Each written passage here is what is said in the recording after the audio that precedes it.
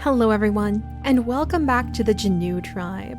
We are here on the middle island where we have this absolutely beautiful new black panda child that has been born to Daido, and I'm still totally in love with her. I am so excited at how many of you really love her coloring and really love her little hints of shadow-loving stories that are kind of coming through for her even at her young age right now too. And it's just amazing to see how many of you guys really are quite passionate about the little role playing that we do and the little stories we have. Oh, and look at these two pregnant bellies. Oh, that's so exciting. We're gonna have some new babies born into the tribe soon too.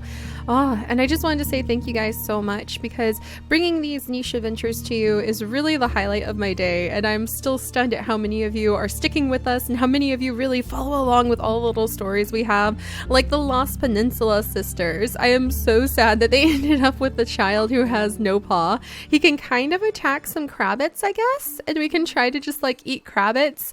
It's too bad he doesn't have the ability to collect from those clams, and maybe we can find where Midnight ran off to, and we can get Midnight's children and just carry on and just have an experiment to see what happens with the rogue born children from the Lost Peninsula. And in fact, I kind of have this mental idea of like poor little Roku here, and he was born, we're gonna call him let's see, I'm gonna give him the name of Cloud because his father is Midnight and he has these beautiful blue eyes. So we're gonna give him a normal sounding name, and it's going to be Cloud.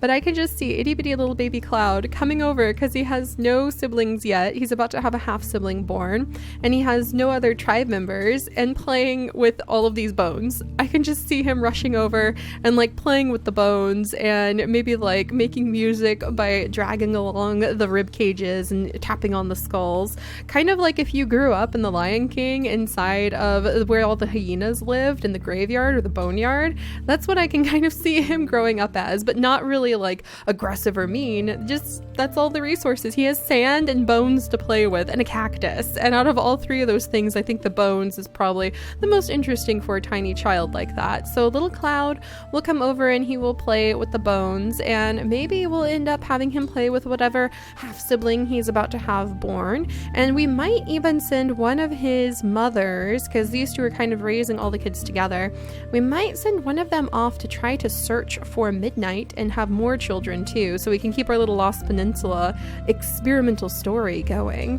But I'm really intrigued on what we're going to be doing with this beautiful dark panda, and I have actually renamed her after your guys' suggestions to Beryl, which is a black gemstone. It can come in black at least, and I really think that fits her. I was thinking tourmaline, onyx, beryl, those were all the names coming to mind when I was studying her, and I just think that fits so well. And I just think she's a creature of the shadows, and I think this is where her mother Daido is probably suddenly realizing, wait a second, maybe I don't want to give up this nest and give it over to the seer, who her mother is the current seer, and her mother is desperately trying to give birth to a child who can inherit her position a little bit better than any of her current daughters, because none of her other daughters really fit the bill. We have a short-sighted seer, which just won't work, but we need somebody who can crack open the clams and see into them, which Lamella cannot do, so she can't crack open the clams to read the signs in the tide pools.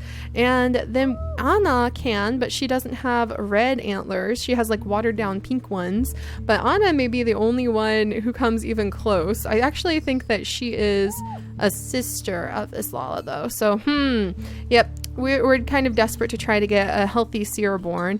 Worst comes to worst, it might be Izana, so we'll have to see, but I think Izana is Anna's child. Oh, it's such a mess. That's the other reason we haven't been doing quite as much story lately, just for those of you guys who have said you've been missing the role playing, is because we have so many creatures. So give me a little while to sort out our genetics and untangle what random events, like if the bird manages to snatch a child, and what children are born into our tribe, we have going, and then once that's done, I'll really be able to start weaving the stories together again. All right, with all of that said, we're going to continue having Mirami. Mirami, can you get it? Oh, too bad, we're out of moves. We're going to have Mirami go ahead and try to work her way over to the waterfall nest, since we are trying to get some water-based creatures. We kind of have 4 different groups going on right now. Our meadow group, which looks like it might split between the seers and the shadows along that line. And then we've also got our waterfall group, who may actually end up super expanding and taking taking over all of these nests so that they'll have this whole area and all of the deep sea, where you can see we've got Jannu down here apparently being attacked by leeches, poor guy. But, and can I reach? Dang it, those fish are like on the other side, so I can't reach the fish. There's a whole bunch of fish. Jannu, go get the fish. But we're going to start having the deep sea exploring go on now that I know where to find fish. We're finally starting to get above 200 food, which is showing I'm really starting to utilize our resources a little bit better, especially because of the tree that we're gathering from now too. And then finally, there's just this odd sense in the air that is causing all of our hedgehog creatures to start migrating up north. There's just something in the weather that is pulling them up to the north, and hopefully they'll be able to successfully establish a little hedgehog digging crew. I don't know if I will push the genetics that hard to make all of those specializations happen, but we're just going to keep an eye on everything. All right, with that being said, let's go ahead and start seeing what kind of very, very interesting babies we are about to have born. Starting here with Daido. Let's see what kind of second child she has. And, oh my gosh! Oh my gosh, maybe I'm gonna end up with like my dark orcas over here.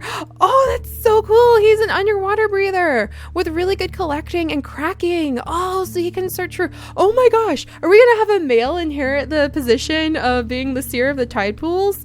That would be so cool. He doesn't have the red antlers though, but maybe he doesn't need to. That's so fun because he can do underwater breathing and cracking, and he can fight against the little crabbits because he has strength. Oh, you're so cool. Daido, you have the best children. Maybe she's going to upset the whole balance of things because she's stronger than her sisters, and with these amazing children she's having born, I have a feeling she would start getting some ideas about taking over as the seer and taking everybody and kind of guiding the family down a whole different shadowy path. And maybe that's what they need if they're going to be strong enough to survive the killer island too. Oh, I can't wait. I wish that Daido's children had been born for a jungle realm, because I know they're working on the jungle in niche, and I really wanted to show that off. We'll have to take some time. Hey, back off. Back off, big old bird. Keeping an eye on you. And this crabbit has now died of fear next to his Anna, so we can go ahead and collect up the food that we have there. Little Rira is probably, I think poor Rira, with her stripes right here, I think that she kind of stands out because there's no grasses to hide her, and she doesn't blend into the sand like her mother does. And I think little Rira is probably being born to being a bit of a coward. I should say she's learning the world is a terrifying and scary place, because she has had this bird flying around overhead her entire life now, and I really don't think that would end well. So I'm gonna say little Rira, she'll come down here, her mother's going to go ahead and hop up into the nest and glower up at the big old bird up there. But I really think that poor Rira is just a very terrified little one, and she's going to put that quick movement to really good use when she becomes older, and may just end up dashing all over the place because she doesn't really have any other skills, so she might just be one of our scouts.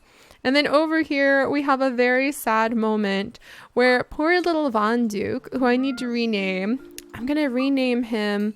He has little frog legs, and he has cracking ability and a little bit of fishing. He doesn't have underwater breathing, but you know what? We do have the plants that he could possibly eat from. And his father is Kukima. I'm going to name him Quirky, because his line is supposed to hunt koi fish. He can't hunt them the way his father can, and neither of them can breathe underwater, but I do like them. There's something about them. I just think that they're perfect for hunting clown koi. Don't you guys think they're perfect for hunting the clown koi, because they have the orange fur, and they've got fishing ability and those froggy legs. But they're currently mourning because they just lost 2 females in their group, and I think that's the perfect opportunity for Mirami to show up out of the blue and say hello there and just try to figure out what's going on. And I think little Quirky would run right up to her, quite curious about who she is and what she's up to. Back off, these are our berries. You naughty little itty bitty like rabbit, I'm watching you. And I think these two are hopefully going to fall for each other, and so Mirami is going to step in and hopefully become the new mother of this little one, because he was just orphaned like twice over at the same day. That's kind of tragic. So Kukima, we're gonna have you end up being Mirami's mate, and what kind of children could we hopefully expect from them? totally normal eyesight, which is really good. There's poison fangs, gills, or normal spit snout. Water body is really what I want to see. Water body hopefully would be the result of their child. I think we want to switch. I would like to have cracking in the family, so keeping nimble fingers would be good, but I do want to have fishing tail. So yeah, it looks like they should hopefully have some pretty good children because she has fishing tail recessive. He's got fishing tail recessive and dominant. So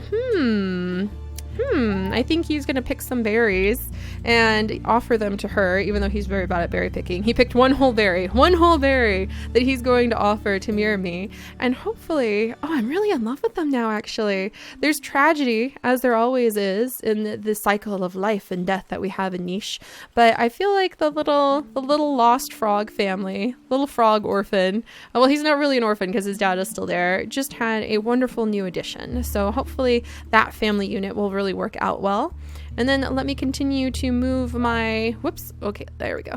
Let me continue to move up and up and up and expand outward with my wonderful little crew over here. All right, come on, buddy, don't get left behind. With my wonderful crew of hedgehogs. So they're gonna just continue all the way up north, kind of exploring as they go, I think. Oh, it's a whole crabbit. Oh, he's dead. Oh, I stole his food? I guess we took a whole claw? Maybe we just like yanked one claw off as our food, who knows? And let's step over here. I'll explore that bush. I think Van Vanku and Simi might have some children. They don't have the best genetics for it, and that would hurt both of them, or it would hurt Van Vanku actually. And I don't know if we'd find a nest in time, but that may happen. All right, and then we have Sikora, who has short-sighted eyes and just kind of lives happily next to her little burrow spot. But we're gonna have her jump up here, and she can see a little bit better even with her short-sighted eyes. And we'll probably have her start moving further north. Oh, rustling! I always get so excited to see if it's like a rogue. Oh my gosh. I wonder if the rogue male would be... No, it's probably a bunny because there's a rabbit burrow right here. But that would be really funny if the rogue male showed up because he would get hurt from the spikes. That'd be a silly move on his part. All right, and now we have our underwater explorer down here, Kirnu. He can never catch up with the fish because he just is not very good at fishing. He's just kind of like a little leftover who's exploring over there. And I really do think, I really think very strongly that Daido is going to stage a takeover of the Tidepool, of this Tidepool at least, to start with this one. But I think she might upstage her mom and break the sacred tradition of no pattern, red antler, and switch and say that she's the one in charge. In fact, I have a good idea. I think since she has the cracking ability, I'm actually going to have her come down here and crack open this clam. And for those of you who are missing the story aspect of things, proclaim from having opened that clam that clearly she is supposed to be the new leader of the Tidepool. And she will let that be known by the smartest way, kind of like meerkats, by having the most children so that she has the most control of what goes on in the family tribe. So, yep, they'd have okay children. A little bit closely related, but better than nothing. And I think that Daido is beginning to have some very lofty aspirations for her children. Also, what color is Kirnu's eyes? Apparently they're green. I can't see. I'm glad he's a boy. I'm glad he's a pattern bender boy. Oh, dang it. And he's double immunity, but that's okay. Otherwise, he's okay. He's decently healthy.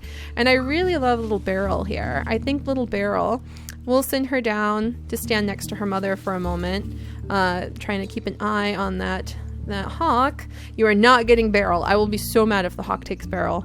Oh my gosh. And I think Daido realizes that Beryl is definitely a good little heiress to take her spot too.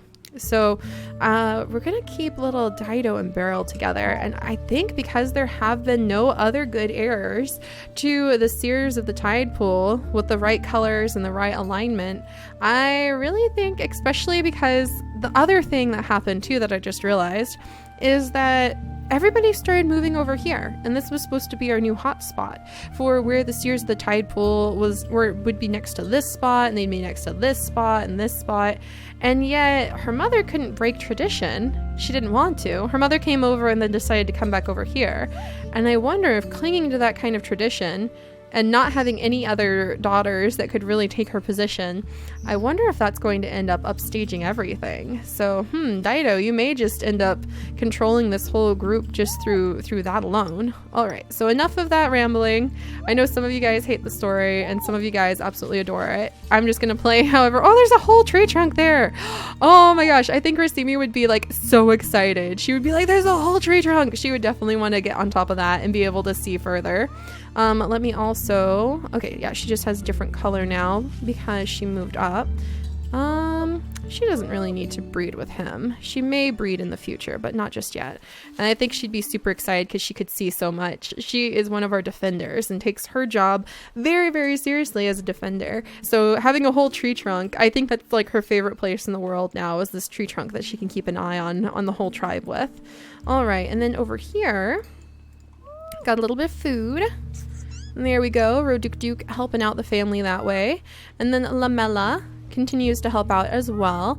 And Corey, who I unfortunately do need to breed, even though that's going to be a little painful for my males involved, because I need to pass on that C immunity gene. Corey, what else can you do? You can fish and you can attack. Corey's pretty straightforward in what she's able to pull off. Roduk, I'm really sorry.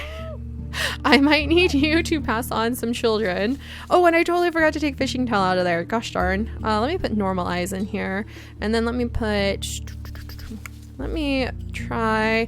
I think I'm going to try to go ahead and mutate the gray fur so we can try to get some new patterns that we have available. But I think Corey, she probably hears the call of the hedgehog and will continue moving up north. But I'm going to need her genetics passed on, so she needs to have a child. And then we're going to come up here, clear away some of that area. We've got some bunnies, which I think would make Racimi really excited to see bunnies popping up. And we're going to leave little Anna right here so she can keep an eye on our brand new baby Kirnu. I think I'm going to go ahead and name him Onyx Tourmaline. Like he's got a really cool gills ability too. He reminds me of a little shark. Tiger shark, black tip reef shark. I'm gonna go ahead and name him Reef, like after the black tip reef shark, because I think that would be a good name for him. And he is his sister is Beryl, his half sister. All right. Oh, and then what's this? Oh, I think Midnight just passed away. We have some bones that showed up in the grasses, so that's probably Midnight. Oh, that's so sad. Oh, look, and he had another son, Roro of all names. Roro. Oh my gosh. I'm gonna name him Solo. Like Sol, the sun, only I'm gonna add a little low to it just because we can. So he's got really good strength and some fishing, but it looks like there's I mean, you never run into rogue females, do you? So what am I gonna do now that I have my two males? Maybe I'll send Corey over here. That would actually be kind of hilarious if I just had Corey over here and we could try with Corey to breed with these males and produce like a really tough fighter line that trains on the Lost Peninsula edges in the desert. Oh, that sounds like a Corey thing to do. All right, so we're gonna leave the baby right there and we'll move little Cloud down there. Actually, we're gonna switch the females, because one female can gather up the clamshells and the other cannot. And there's a floating leech again. Gotta avoid the leeches. All right, defend the babies, Racini. I don't think you want to harvest from that cactus. You guys could just... Oh no, I left a baby alone. I got too excited looking for clams. I mean, I'm not sure if a bird would even eat Cloud, to be honest. A bird might try to find some other food, like that bunny. But we'll have to be very careful. All right, so we've got everybody all lined up. Woo, there's so many stories going on. Did I already have my little fisher guy run around? I sure did. All right, and let's see what the next baby born from the current seer, who little does she know is about to be overthrown by her daughter. Let's see what this one looks like. Oh, he's so cute. He's so cute, and he has the orange eyes. Oh my gosh, orange eyes. Wonderful. That's a very random mutation. I think that's a good sign to have one of the random mutations that is completely random show up like that. Oh my gosh. Huh. That I think that the seer's children in particular would be thought to be touched by something. So I think that's a really good sign. Man, I really love that look. It makes me want to make like a whole group of clownfish focus eaters. Let's see. What am I going to name you, little one? Isiala. Do we have a really cool name of an ancestor that we could draw from? So Isala, yeah, Midnight passed away. Oh, Midnight, why? I was hoping you would live long enough to pass on your genetics, even if they're not super special. Wow, we have so many children. Look at all these children we have. There's so many of them. Okay, Isana, where are you? There you are. There's Isana. So Isila has had several children, and she just had Vanvan, Nukuvan. Oh, Nukuvan, you were the father, huh? I totally forgot about that. Well, they had a really cool child, and what does he have? Normal snout, normal tail. He's got frog legs, but he has orange otherwise. What's something that you would find in a tide pool? Like, you can find octopus, and they have orange coloring. You can find, like, sea anemones. Anaro. We're going to name him Anaro after sea anemones, believe it or not. And hopefully maybe he can bring in some sort of like peaceful balance. I think that he probably, because his older sister right over here, Rira, is paranoid for good reason and terrified of the bird, which I think is headed for unguarded babies. So I need to rush over here really quickly. All right, baby. Oh, you're not a baby anymore. Thank goodness. So I don't have to worry about you. But I think he would be used to trying to take care of his very nervous-natured older sister. So I got to get a vibe from that little orange-eyed guy. I think orange eyes, the first time orange eyes have ever been born in the tribe, that would probably be taken pretty well. I wonder if he might end up being like a traditionalist and holding the Mother's Peninsula, even though everybody has started to abandon it for new areas on the island. We'll have to see how his story will play out. I don't want to overthink it before I even get a chance to see if he's going to live or not, after all. A huge part of this is just seeing what kind of story develops as you go. All right, get over here, fish. I am going to eat you. If it's the last thing I have Kirnu do, I am going to eat you. Oh, I'm going to lose my violet eyes? That's not good. I don't want to lose my violet eyes. Kirnu doesn't have enough time to live, I don't think, to get back up here, but I might try to make him get back up here. All right, so what are we going to do with our little waterfall nest family? Well, little Quirky is learning how to gather up these berries so that he can contribute to the family. And Kukima, I think, has managed to woo Mirami. So we're going to go ahead and have them mate, and she's going to jump onto the nest. I should have changed the things that were in the mutation menu. That's my bad. We'll see if I can change it like last minute by putting in fishing tail. And I want to keep nimble fingers. So just chances, little chances that those could pop in. And then I'm actually going to send him... Can we find... There's some fish! There's some fish, but I don't want to leave the little baby unguarded, so we have to wait before I can have him chase down those fish. And then over here, we've got this little duo. Oh, there's so many nuts I can gather. Wow, and he can get a whole bunch of this stuff. Oh my gosh. Nukier is just quite happy. What happened to you? Why are you wounded? I don't know how Nukier managed to get wounded. I think he's going to stop and eat for a second, though, because that's a lot of food. And then I'm going to have her look at this berry bush and harvest from it. And I'm going to have him maybe come down here. Darn, I was hoping he would be able to attack it. Maybe just search along the beach so I can kind of get an idea of what's over here. All right, something is rustling somewhere. Who's rustling? Aha. Well, I know somebody who would not put up with not knowing what the rustling's about, so she's going to head straight over there and try to figure out what's going on. And I think Ravanta will have him gather up those pieces. There we go. Yeah, I think that Daido definitely has aspirations to take over her mother's position and rule the entire island, or rule at least the tide pools. Rule the entire tide pools, which doesn't sound as exciting as the entire island. But little Reef will scooch over here next to Anna, and Anna will think, oh, it's my turn to have my baby. Nope, Daido is going to take over. And then little Beryl is going to start searching for clamshells because she knows how this works. She knows how the family decides what their future is going to be. It's all based on what you find inside of the clamshells. And Corey, I really am so sorry. I'm so sorry, Roduke Duke. It's not personal. I just need Corey's C immunity gene. Oh dear. And now we'll have to see. Corey might end up going to join the Lost Peninsula and then having her babies over there. That may be a good thing to do because I could see her like seeing the challenge of living on the edge like this. All right, so what am I gonna do with these ladies? Not sure. Aha! Well, apparently there's a lot more to this little Lost Peninsula than I thought there was. So I'll send Cloud down here. Oh my gosh, there's so many clams. Yeah, oh, there's a whole bunch of fish down there too. So apparently there's definitely plenty to keep them very busy. Yeah, and little Solo is being chased by that hawk. So I think Messiana is going to keep a good eye on her, or eye on the hawk, that is. All right, and I think that Anna is going to be a little bit offended and possibly even start a fight with Daido. No, Daido, get back on that nest. About who gets the nest next. But Daido is definitely thinking that she is the boss.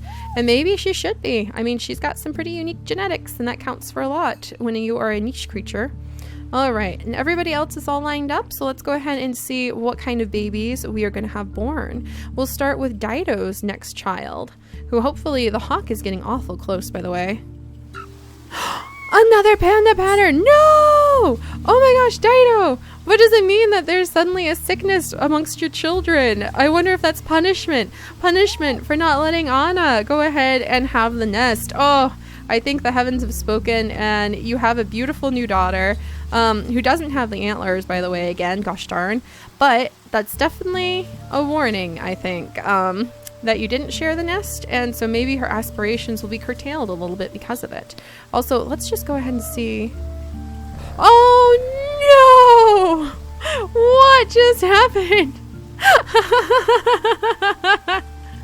Oh, there's a new rogue in the grasses, a new stranger in the tall grasses, you guys. All right, so we're gonna see what that stranger's all about. We're gonna check in on the other babies. We're gonna see. I really think that Daido may be taking the fact that her children, both her children, her newborn and her son, both became ill at the same time as a warning that she needs to share the nest more.